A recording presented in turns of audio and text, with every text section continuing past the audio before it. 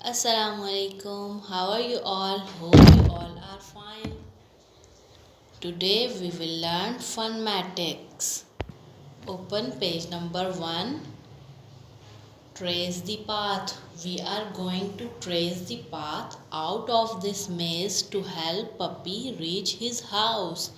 So let's start.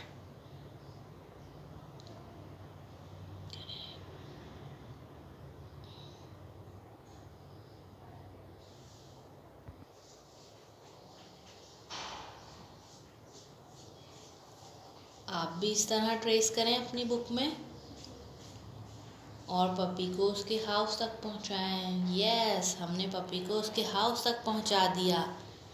Okay, now open page number 2।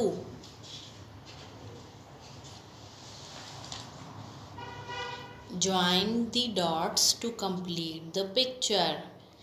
हमें picture दी गई है, हमने उनको डॉट्स की मदद से ज्वाइन करना है। चलें स्टार्ट करते हैं। 0 1 2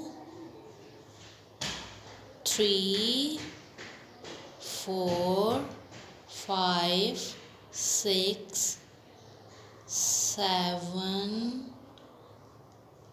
8 9 10। कंप्लीट कर लिया हमने। Very good. आपने ये काम अपनी बुक में शायद किया भी होगा, आपकी मैम ने करवाया होगा। अगर आपने ये नहीं किया तो आप इसको कंप्लीट कर लीजिए।